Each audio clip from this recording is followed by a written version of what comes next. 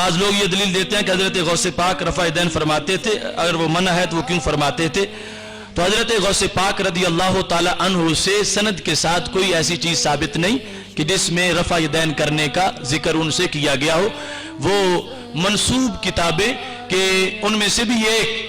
اور اس سے ہمارے لیے یہ دلیل پیش نہیں کی جا سکتی جبکہ اس پر کوئی سند اس کتاب کی موجود نہیں ہے۔ لیکن غوث پاک رحمہ اللہ تعالی سے یہ چیز ثابت بھی ہو تو اس کو ہمارے مخالفین اپنی دلیل نہیں بنا سکتے، اس واسطے کہ ایک ہے رفع یدین مقلد کا اور ایک ہے غیر مقلد کا۔ تو حضرت امام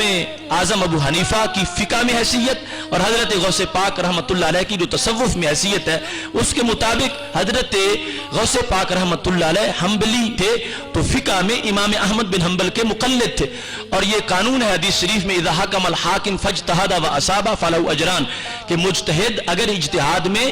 صحیح فیصلہ کرے تو 2 نیکیاں ملتی ہیں، اور غلطی بھی ہو جائے تو 1 نیکی ملتی ہے، اور اس مجتہد کے مقلد کو بھی اگرچہ وہ عمل صحیح نہیں ہوگا پھر بھی نیکی مل جائے گی۔ تو حضرت غوث پاک جو ہے ان کا رفع یدین بحیثیت مقلد کے ہے، تو اس کے لحاظ سے کوئی اختلاف ہی نہیں ہے، چونکہ جس طرح دیگر کئی فروعی مسائل میں اختلاف موجود ہے اور اس پر کوئی حق باطل مسلک کا مدار نہیں ہے، ایسے ہی یہ بھی صورتحال ہے، اور یہ لوگ نہ تو مقلد ہیں اور نہ ہی مجتہد ہیں، لہٰذا ان کا رفع یدین اس زمرے میں آ رہا ہے کہ جس کو شرعی طور پر غلطی قرار دیا جا سکتا ہے۔ مقلد جو ہے جس وقت وہ امام کی تقلید میں رفع یدین کر رہا ہے تو اس کو رفع یدین کرنے کے باوجود بھی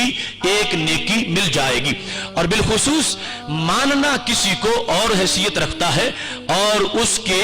معمول کو ماننا اس کی حیثیت اور ہے۔ ہم حضرت غوث پاک رحمۃ اللہ علیہ کو بہت زیادہ مانتے ہیں، مگر اتنا نہیں مانتے جتنا ہم حضرت عیسیٰ علیہ السلام کو مانتے ہیں یا حضرت موسیٰ علیہ السلام کو مانتے ہیں یا اللہ تعالیٰ کے دیگر پیغمبروں کو مانتے ہیں، وہ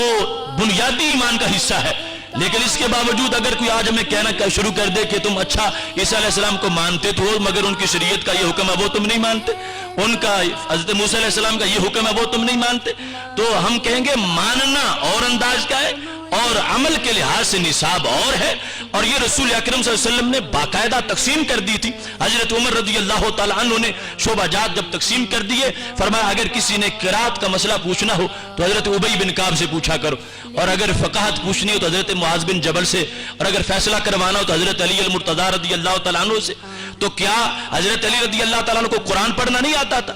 کہ فرمایا تم نے قرآن کی بات حضرت ابی بن کعب سے پوچھنی ہے؟ تو سب کو ہم مانتے ہیں لیکن شعبہ جات کی تقسیم ہے۔